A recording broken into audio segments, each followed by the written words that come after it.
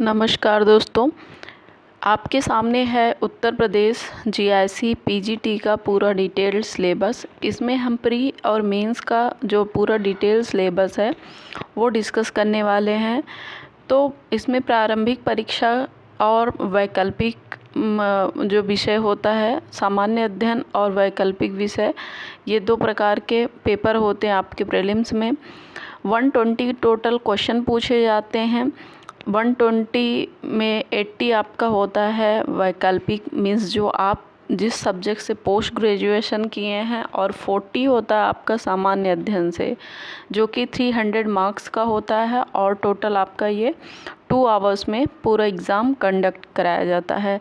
तो आपके सामने है ये सामान्य अध्ययन का सिलेबस।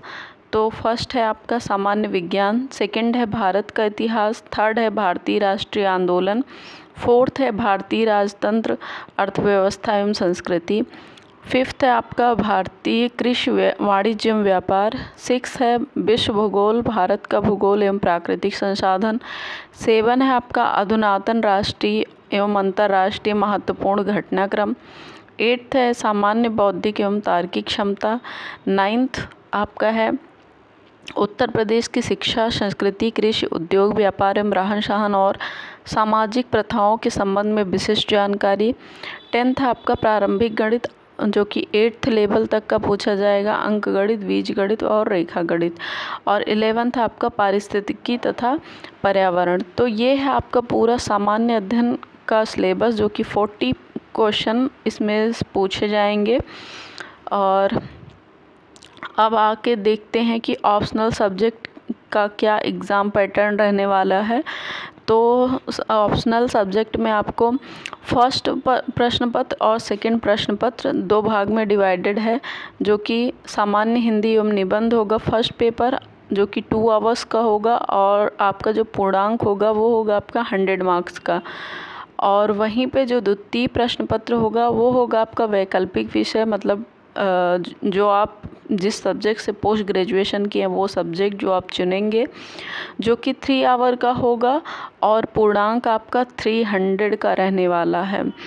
तो ऑब्वियस सी बात है कि वेटेज आपके जो ऑप्शनल सब्जेक्ट है वो प्री में भी और मेंस में भी उसका वेटेज ज़्यादा दिया गया है। प्री में 80 मार्क्स का होगा और मेंस में वही 80 क्वेश्चन पूछा जाएगा, और मेंस में वही आपका 300 मार्क्स का पूछा जाएगा। और आपके सामने फिर से हिंदी का डिटेल्ड सिलेबस दिया हुआ है। हिंदी में आपके जो निर्धारित अंक हैं, जो कि मतलब 2 पार्ट में डिवाइडेड है, सामान्य हिंदी और हिंदी निबंध, जैसा कि आप ऊपर देखे थे कि 2 पार्ट में रहने वाला है, जो कि 100 मार्क्स का होगा। तो 50 मार्क आपके फर्स्ट खंड के लिए होगा और 50 मार्क्स ही आपके सेकंड खंड के लिए होगा। तो फर्स्ट की बात की जाए तो इसमें अपठित गद्यांश का संक्षेपण, उससे संबंधित प्रश्न, रेखांकित अंशों की व्याख्या एवं उसका उपयुक्त शीर्षक। और सेकंड है आपका अनेकार्थी शब्द, विलोम शब्द, पर्यायवाची शब्द, तत्सम एवं तद्भव, क्षेत्रीय विदेशी शब्द भंडार, वर्तनी, अर्थबोध, शब्द रूप, संधि, समास, क्रियाएं, हिंदी वर्णमाला, विराम चिन्ह, शब्द रचना, वाक्य रचना, अर्थ, मुहावरे एवं लोकोक्तियाँ, और उत्तर प्रदेश की मुख्य बोलियां तथा हिंदी भाषा के प्रयोग में होने वाली अशुद्धियाँ। तो ये है आपका 50 मार्क्स का। और वहीं पे हिंदी निबंध की बात की जाए, जो कि खंड दूसरा है, इसके अंतर्गत एक खंड होगा, इस खंड में निबंध लिखना होगा। इस निबंध की अधिकतम विस्तार जो शब्द सीमा होगी वो आपको 1000 वर्ड्स में पूरा निबंध लिखना होगा।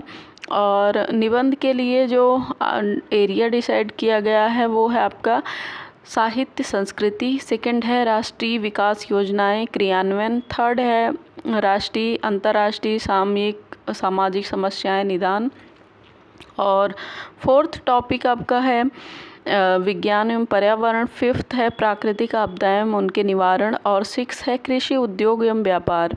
और वहीं पे आ जाते हैं, ये हो गया आपका 100 मार्क्स का पूरा सिलेबस। और जो ऑप्शनल सब्जेक्ट है, जो कि आपका द्वितीय प्रश्न पत्र रहने वाला है 300 मार्क्स का, उसका पैटर्न देख लेते हैं, जो कि आपके सामने ही दिया हुआ है। तो वैकल्पिक विषयों के परंपरागत प्रश्न पत्र की रचना हेतु प्रश्न पत्रों के स्वरूप एवं अंकों का विभाजन कुछ इस तरीके से है। प्रश्नों की जो कुल संख्या होगी वो 20 होगी।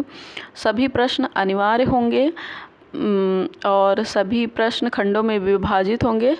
खंड आ, बा और सा 3 पार्ट में पूरा आपका डिवाइडेड रहेगा, जो कि टोटल जिसमें 20 क्वेश्चन रहेंगे।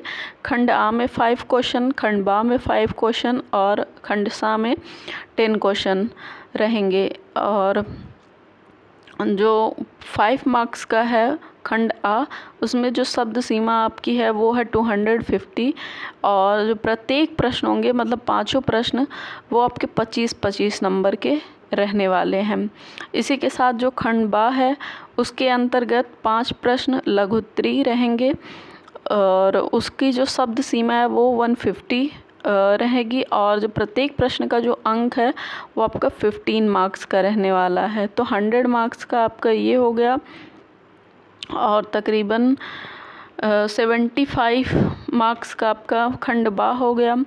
और अति लघु उत्तरीय की बात की जाए तो शब्द सीमा आपका इसमें 50 होगा, प्रश्नों की संख्या 10 होगी और कहीं न कहीं जो प्रश्नों का अंक होगा वो 10 मार्क्स का रहेगा। तो मतलब 100 मार्क्स का आपका हो गया ये आपका अति लघु उत्तरीय। तो 100 मार्क्स का ये और 100 ही मार्क्स का 125 मार्क्स का खंड आ, 75 मार्क्स का खंड बा और 100 मार्क्स का आपका खंड सा। तो टोटल 300 मार्क्स आपके यहाँ पे कंप्लीट हो जाते हैं।